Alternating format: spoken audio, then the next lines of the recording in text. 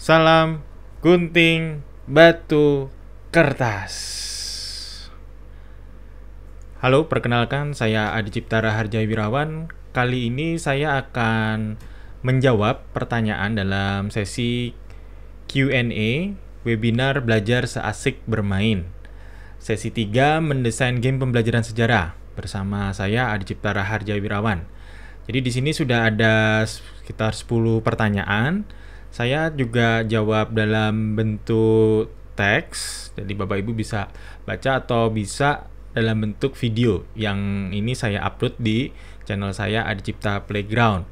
Jangan lupa Bapak Ibu untuk klik like, terus subscribe, dan jangan lupa aktifkan tombol loncengnya agar Bapak Ibu juga akan mendapatkan update-update video-video terkait game-based learning serta gamification lainnya. Oke. Saya akan langsung saja bacakan untuk pertanyaan yang pertama. Oke. Pertanyaan pertama yaitu bagaimana memunculkan ide penyampaian materi pembelajaran melalui board game yang bersesuaian dengan kompetensi yang ingin dicapai siswa hingga ide itu menjadi sebuah board game. Pertanyaan dari Ibu Poppy Purnamila di Lembang. Jadi untuk ide dimulai dari permasalahan utama yang dihadapi oleh para siswa. Jadi saya sarankan Bapak Ibu fokus di salah satu materi, mungkin bisa dimulai dengan mempelajari atau mengevaluasi dari penilaian selama mungkin dalam 3 tahun terakhir itu materi apa yang cukup banyak dihadapi oleh siswa itu kesulitan itu ya. Jadi nilainya mungkin dalam rata-rata itu kurang. Fokuskan itu dulu ya. Jadi nggak mungkin seluruh materi dalam 1 tahun ajaran itu kita bikin board game-nya. Jadi kita fokus dulu di satu materi. Lalu kita berusaha setelah kita tahu tuh ya materi apa yang ternyata banyak menjadi momok itu ya, mungkin kesulitan bagi siswa. Terus kita coba investigasi lebih dalam, kira-kira apa penyebabnya tuh ya, kita telusuri. Kita mungkin Bapak Ibu bisa mulai dari bertanya itu ya ke para siswa apa yang menjadi kesulitan mereka. Lalu dari situ kita kumpulkan tuh ya. Bisa jadi kesulitannya mungkin karena contohnya kurang dekat dengan anak-anak, jadi anak-anak tidak merasa bahwa itu menjadi sangat abstrak gitu ya. Jadi salah satu hal yang memudahkan para siswa belajar itu kalau dalam bentuk game based learning itu mereka seakan-akan sesuatu yang tadi abstrak mereka belum tahu menjadi konkret karena mereka terlibat dalam proses atau simulasi yang ada dalam game tersebut. Nah, setelah kita mengetahui, terus kita juga pelajari itu ya batasan-batasan constraint. Artinya kalau ini akan dibuat sebuah permainan butuh waktu berapa lama. Kita juga hitung waktunya dan berapa jumlah siswanya, karena jumlah siswa ini akan mempengaruhi juga durasi waktu permainan ya. Nah, itu dulu. Terus kalau sudah dari idenya didapatkan, terus kita tentukan setting goals-nya. Game ini tujuannya untuk apa tuh ya. Misalkan untuk supaya siswa menghafal tuh ya beberapa istilah itu ya, atau siswa memiliki kemampuan untuk problem solving misalkan tuh ya. Nah, ini harus dipilah-pilah itu Bapak Ibu. Jadi kita harus tahu capaian atau kompetensi dasar yang ingin dicapai. Nanti dari sana baru kita pikirkan ya, dalam sebuah game itu kan ada goals itu ya, ada poin itu ya. Dari setiap aksi yang dilakukan itu ada poin-poinnya.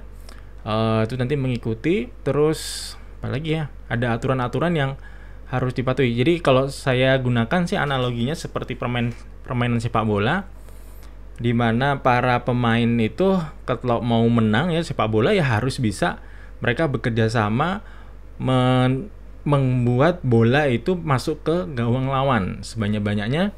Dan di situ juga ada batasan waktu itu ya, durasi waktu. Dan kalau ada draw, ada aturan juga ya. Kurang lebih seperti itu.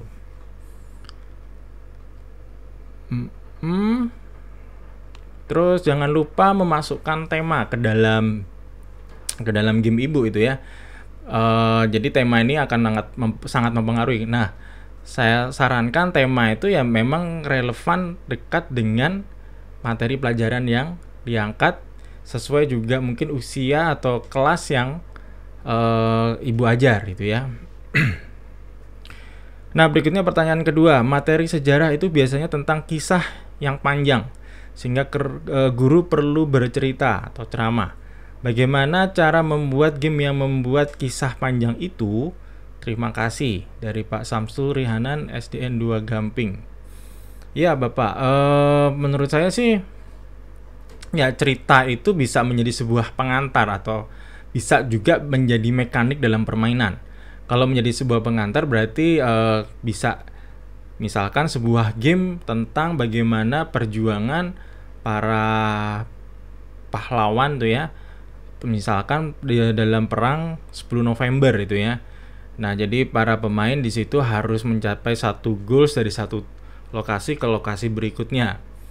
Bisa jadi cerita itu menjadi sebuah pengantar di situ. Atau kalau ini menjadi sebuah mekanik permainan, bisa menggunakan kartu lini masa card game. Artinya mungkin dia nanti dibentuk kelompok, terus siswa dibagikan, misalkan ada 5 kelompok, setiap kelompok dikasih 4 kartu gitu ya.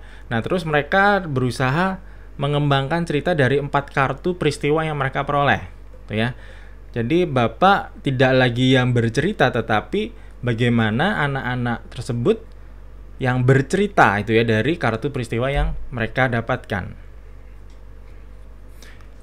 Oke. Saya lanjutkan pertanyaan ketiga. Dalam mendesain game pembelajaran, manakah yang sangat bagus atau menarik antara game visual dan non visual? Di sini tidak ada identitas penanyanya. Jadi daya tarik game itu pada umumnya memang terletak pada visual tuh ya Bapak Ibu. Tetapi ada juga game-game yang tidak artinya visual itu bukan hal yang utama tuh ya. Contoh-contohnya misalkan game seperti Sudoku, Scrabble tuh ya. Mungkin termasuk teka-teki silang itu ya. Itu adalah game yang mungkin secara visual tidak ditonjolkan, tetapi dalam game tersebut kita tetap memainkan dan tetap enjoy itu ya, menikmati permainan. Jadi kembali lagi ke kebutuhan dan target permainannya seperti apa tuh ya. Game yang memang membutuhkan visual yang baik itu ada itu ya. Jadi menyesuaikan saja Bapak atau Ibu ini ya. Oke, kita lanjut ke pertanyaan keempat. Assalamualaikum warahmatullahi wabarakatuh. Bagaimana mendesain game non visual? Kayaknya lanjutannya nih ya. Dalam pembelajaran sejarah dengan waktu yang efektif, tuh ya. Oke, waalaikumsalam warahmatullahi wabarakatuh. Mendesain game non visual sejarah bisa dimulai dengan memahami apa kendala para siswa dalam memahami materi. Jadi Bapak bisa membuat sebuah game misalkan merangkai peristiwa itu ya, atau mencocokkan tuh ya antara peristiwa dan tokoh utama yang terkait dalam peristiwa tersebut itu ya. Artinya game itu hanya teks saja itu ya. Itu nggak masalah sih sebenarnya. Pada saat awal kita membuat sebuah prototype game pun fokus kita kan hanya pada core mekaniknya, dan itu pada umumnya hanya berupa teks ya dibandingkan gambar. Sebenarnya kalau ketika prototype itu dimainkan, experience bermainnya sudah cukup bagus, meskipun itu belum ada visualnya, ya berarti game itu oke itu ya. Kalau tantangan terhadap durasi waktu ya, waktu yang efektif, memang kita baru bisa mengetahui efektif atau tidak ketika Bapak sudah mencoba menerapkan di kelas tuh ya. Jadi kalau pengalaman saya sendiri dari hasil penelitian para guru yang menggunakan lini masa, mereka mengadjust itu ya penggunaan permainannya. Jadi mungkin dibikin kelompok itu ya. Terus karena satu set lini masa itu untuk 4 orang tuh ya. Kalau misalkan di kelas ada 20, berarti Bapak harus punya 5 set itu ya. Atau dibuat kelompok. Jadi ada per set itu dimainkan misalkan 4 kelompok, di mana masing-masing kelompok ada 2 orang, bisa itu ya. Jadi tinggal diatur sebaik mungkin, dan itu biasanya kalau kelompok ada diskusi. Pengalaman saya seperti itu. Oke, terus ya banyak contoh ya Bapak Ibu. Kalau di sini yang saya tuliskan, game-game itu nggak harus dalam bentuk board ya. Misalkan kita memanfaatkan ruang kelas yang sudah ada itu ya, itu bisa itu ya, sangat memungkinkan itu ya. Jadi misalkan kita atur kelas itu menjadi sebuah spot-spot, sebuah lokasi sejarah itu ya. Dan di mana nanti para siswa itu harus berpindah spot itu ya, atau mencari informasi sebaik mungkin dari setiap spot yang ada. Jadi ini memang gimana ya, dalam merancang sebuah game itu harus ada semacam preferensi yang cukup baik gitu ya. Kalau Bapak Ibu sangat sedikit bermain ya menurut saya akan sangat kesulitan itu ya. Ide-idenya akan sangat terbatas. Ide-idenya hanya itu saja ya. Jadi kalau Bapak Ibu misalkan hanya tahu monopoli dan ular tangga, maka gamenya ya mungkin nggak jauh beda dari dua game tersebut gitu ya. Tetapi kalau Bapak Ibu mau mencoba itu ya, nah mencobanya bagaimana itu ya, mungkin di kota Bapak Ibu nggak ada tuh ya. Jadi silahkan di Ludenara sudah disediakan juga beberapa game yang istilahnya print and play. Bapak Ibu tinggal download, di print dan gunting sendiri tentunya itu ya untuk bisa dimainkan. Ya, jadi Bapak Ibu harus mencoba. Kalau tidak mencoba akan sangat kesulitan. Sekali lagi saya ulangi ya, Bapak Ibu harus mencoba. Oke, berikutnya pertanyaan kelima. Jika guru banyak ide game tapi tidak bisa mendesain gambar, hanya berupa sketsa, butuh bantuan orang desain dan mahal, harus seperti apa mewujudkannya dengan sederhana tetapi menarik? Dari Bu Yunita, SLB ABDN, Kota Malang. Bapak Ibu ya, terutama Bu Yunita, jangan lupa bahwa mungkin kalau Bapak Ibu dulu dari satu kampus, coba dicek lagi apakah ada program studi desain komunikasi visual atau seni rupa atau desain grafis itu ya. Nah, silakan mungkin bicara dengan ketua program studinya atau dengan salah satu dosennya yang mengajar itu ya. Sampaikan kebutuhan Ibu itu ya. Setahu saya tuh ya, karena saya juga mengajar di Universitas Surabaya, jadi ada kepentingan sebuah program studi itu untuk melakukan yang namanya tridharma. Dan di antara dharma itu ada yang namanya pengabdian masyarakat, ada penelitian. Nah, mereka juga ada budgetnya Bu, jadi bisa nanti malah mungkin dapat gratis itu ya. Dan mereka dapat MOU kerjasama itu ya, antar institusi, dari institusi Ibu dengan pihak kampus itu ya. Jadi silahkan Ibu berkoordinasi. Dari sisi mahasiswa sendiri kan mahasiswa juga harus bikin tugas akhir gitu ya. Nah, contohnya lini masa yang pertama edisi kemerdekaan itu, ilustrator saya si Alvin itu adalah anak magang awalnya tuh ya, magang dia dari ITB, magang di tempat saya dan akhirnya saya hire secara profesional tuh ya. Bisa seperti itu ya, meskipun sebenarnya bisa saja itu ya, saya mungkin tidak bayar atau saya bayar dengan di bawah standar, tetapi pada saat itu saya memutuskan untuk membayar standar tuh ya, secara profesional. Jadi silakan. Tapi kalaupun harus menggunakan gambar-gambar apa ya, dengan ilustrator sendiri, kalau tidak komersial, menurut saya juga apa ya, silakan saja sih Bu. Tapi kalau Ibu kan bisa cari itu ya gambar-gambar yang mungkin tinggal beli murah itu ya, atau dari internet. Kalau selama hanya digunakan di kelas, saya rasa Ibu nggak perlu khawatir itu ya, yang prosesnya lebih cepat. Pertanyaan berikutnya, pertanyaan ke-6, bagaimana menampilkan game yang mensimulasi daya kritis siswa pada materi sejarah? Dari Pak Ahmad Wahyudi, Ploso, Jombang. Nah, kita harus tahu Bapak, apa sih yang membuat kita kritis itu ya? Kenapa kita kritis pada satu hal tetapi ada hal lain yang kita tidak menjadi kritis itu ya? Itu kita harus pelajari itu ya. Kalaupun di dalam sebuah kelas kita memancing kekritisan itu bisa apa ya? Kita harus tahu yang menjadi daya tarik siswa ketika kritis terhadap satu hal itu kan karena dia ada minat gitu ya. Nah, tantangan pertama adalah membangun minatnya dahulu gitu ya. Dengan kata kunci game ini biasanya menimbulkan minat yang cukup besar gitu ya. Memang bagaimana ya? Ya Bisa dari visualnya, karakteristik tokohnya, bagaimana Bapak mampu bercerita itu ya. Coba cari apa yang Bapak mampu kembangkan dengan baik gitu ya, untuk memancing minatnya dahulu. Setelah ada minatnya, baru kita nanti ketika masuk ke dalam ini sebuah game atau sebuah aktivitas belajar, maka kekritisan itu biasanya otomatis muncul. Nah, game ini memang kalau itu dibuat semacam ada sebuah case atau problem, dan itu ada poin-poin yang bisa memacu siswa untuk mengerjakan itu ya, maka kekritisan itu akan muncul dengan sendirinya gitu ya. Nah, kalau saya tulis di sini misalkan ada beberapa game, itu referensinya adalah judul gamenya itu Dark Stories, Bapak Ibu itu ya, bisa di search itu ya nanti di YouTube Dark Stories. Game itu sangat sederhana itu ya, dan game itu bisa dimainkan di mana saja tuh ya. Tidak ada boardnya, dia hanya sebuah kartu di mana ada satu orang yang dia mengetahui secara lengkap kronologis suatu cerita itu ya. Nah, pemain yang lain itu sama sekali tidak tahu itu ya, clueless, dia hanya mendapatkan sepotong informasi, biasanya itu hanya dalam bentuk sebuah kalimat. Nah, pemain yang lain itu hanya berusaha untuk merekonstruksi. Jadi saya misalkan sebagai pemegang kartunya yang mempunyai informasi cerita tersebut, saya hanya berkata ya atau tidak relevan gitu ya.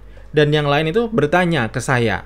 Jadi misalkan kalau ini hal suatu sejarah ya, ada siswa yang tanya itu ya, misalkan apakah lokasi tersebut ada di pulau, peristiwa itu ada terjadi di Pulau Jawa. Saya misalkan jawab ya gitu ya. Nah, terus yang lainnya menimpali, di Pulau Jawa. Apakah ini ada terjadi di sebuah kerajaan? Jadi satu orang satu pertanyaan, bertanya pada satu orang tersebut. Nah, itu sebenarnya di game Dark Stories itu bisa memancing itu ya kekritisan, karena nanti dibatasi waktu itu seru. Saya main itu sangat menikmati itu ya. Seru banget. Itu Pak Ahmad Wahyudi. Jadi bisa dicari Dark Stories. Dark, gelap ya, stories, cerita. Oke, berikutnya pertanyaan ke-7. Bagaimana membuat game sesuai materi pembelajaran yang diinginkan secara praktis dan mudah dipahami bagi pemula? Oke. Dari Pak Andi Budi Cahyono, SD Negeri 2 Ngerandu. Nah, gimana ya? Tadi sebenarnya saya sudah sebutin juga. Jadi membuat game itu memang perlu memperhatikan tahapan-tahapannya. Mungkin di materi webinar yang lain ya, itu juga mungkin sudah disampaikan bahwa dalam merancang sebuah game itu harus jelas kondisi menangnya seperti apa, misinya apa, goalsnya seperti apa. Baru seperti kalau Bapak Ibu membuat sebuah RPP, harus jelas tuh ya, hari ini akan memberikan materi apa tuh ya, siswa akan belajar apa. Nah, itu yang harus di set di awal. Sama di dalam game itu seperti itu, winning condition dalam game ini apa ya, baru nanti dipikirkan langkah-langkahnya. Game yang mudah dipahami bagi pemula ya, game yang sangat simple tuh ya, yang mungkin rule-nya nggak terlalu banyak ya, bisa disampaikan. Dan rule tidak banyak itu ya, yang mungkin bisa disampaikan. Kalaupun ada beberapa rules ya, mungkin beberapa tips Bapak Ibu bisa nanti memilih beberapa siswa menjadi asisten Bapak Ibu, sehingga pada saat dibuat di kelas mungkin dibagi dalam kelompok-kelompok kecil. Nah, nanti setiap asisten Bapak Ibu itu yang menjelaskan ke setiap kelompok. Itu bisa dilakukan seperti itu ya.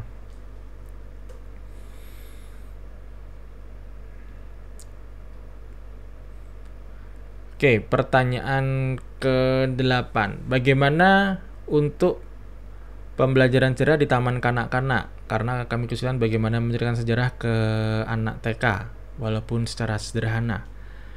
Ya, kembali lagi tujuan menceritakan sejarah ke anak TK ini seperti apa ya. Anak TK tentu cara berpikirnya jauh berbeda dengan kakak-kakaknya yang sudah di SD itu ya. Jadi kalau anak TK itu kan masih abstrak, sesuatunya yang dia bayangkan masih imajinatif, fantasi itu ya. Nah, pahami itu lebih dahulu Bapak Ibu ya. Jadi bisa menggunakan beberapa game yang storytelling itu ya, anak-anak dilibatkan. Oke, misalkan ini ada Jenderal Sudirman itu ya, butuh peralatan apa saja, obat-obatan. Nah, anak-anak nanti coba cari, ayo diambil. Misalkan cari kartu gambar obat, nanti diserahkan. Nah, itu bisa secara sederhana itu ya, mengajak anak berempati, mengenal tokoh, siapa nama tokohnya. Atau Bapak Ibu bisa memodifikasi dengan menggunakan lagu, tapi misalkan lagu Aku Seorang Kapiten misalkan, tapi kapitennya diganti misalkan Jenderal Sudirman misalkan, atau lagu-lagu yang lagi populer lainnya gitu ya. Sehingga tadi bayangan abstrak yang ada di dalam anak-anak terutama TK tadi menjadi lebih konkret gitu ya. Bisa seperti itu.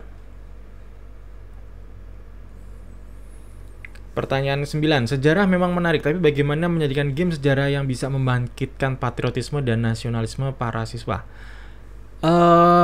Ya tentu proses untuk membangkitkan patriotisme dan nasionalisme itu butuh waktu juga itu ya. Dan percayalah Bapak Ibu, ada beberapa game yang mekaniknya adalah role play. Jadi kita biasanya game-game storytelling ya, kita berperan menjadi tokoh sejarah itu ya. Beberapa board game yang ada tapi memang di pasaran sudah cukup sulit untuk dicari, itu board game judulnya Mahardika, karena itu ada role play menjadi tokoh-tokoh nasional dari Bung Karno, Bung Hatta sampai dengan Ki Hajar Dewantara tuh ya. Memang kalau nyari susah tuh ya. Oke, tapi ini tantangan ya. Saya memikirkan juga game-game seperti ini ya, bagaimana bisa membangkitkan nasionalisme. Tadi mungkin dari pertanyaan sebelumnya kayak game-game dengan engine Dark Stories ya, ada role play. Karena dengan role play itu kita kan seakan-akan menjadi tokoh tersebut dan merasakan apa yang ia rasakan saat menghadapi situasi kondisi misalkan pertempuran atau lagi proses negosiasi, diplomasi. Betapa beratnya menjadi seorang pahlawan itu bisa di set itu ya, game itu menjadi seperti itu tuh ya. Kalau yang di digital kan tadi udah dicontoh, saya ada kayak game yang first person shooter tuh ya, kayak Call of Duty itu ya, seperti itu. Tapi kalau untuk dimainkan di kelas memang saya belum tahu ya, tapi ada beberapa lah board game yang bisa dijadikan referensi untuk tema-tema sejarah. Terakhir pertanyaan 10, bagaimana mengkolaborasikan game lini masa ini dengan materi K13 di SD dari Bu Endang Purwaningsih?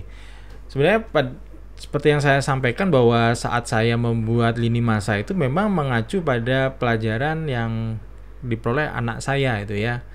Jadi silahkan, sebenarnya materinya sudah built-in itu ya, tinggal Bapak Ibu dan banyak penelitian atau guru-guru yang sudah menggunakan itu ya.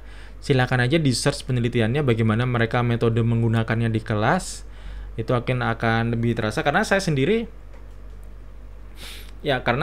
tidak punya pengalaman untuk menerapkan dalam kelas Bapak Ibu ya. Jadi saya justru berterima kasih kepada Bapak Ibu guru yang sudah menggunakan lini masa ini dan menelitinya itu di kelas. Jadi silakan. Jadi dari baik lini masa yang sejarah kemerdekaan, penemuan dan 25 nabi dan rasul itu ada semuanya di materi K13 itu ya. Bahkan yang untuk di SMP dan hingga SMA pun ada itu ya. Itu saja ya dari saya Bapak Ibu. Kalau ada masih yang kurang jelas silakan tulis di komentar apa yang mungkin, kalau juga ada pertanyaan baru atau lebih memperdalam pertanyaan yang sudah ada, silakan, saya pasti akan jawab. Oke, terima kasih. Kalau sudah nonton jangan lupa Bapak Ibu untuk terus bermain dan mencoba, karena dengan bermain dan mencoba ini akan memberikan gambaran yang cukup banyak variasi permainan yang menarik yang dapat digunakan untuk pembelajaran di kelas. Itu saja dari saya. Mohon maaf jika ada kesalahan, ada yang kurang berkenan. Terima kasih. Salam gunting batu kertas.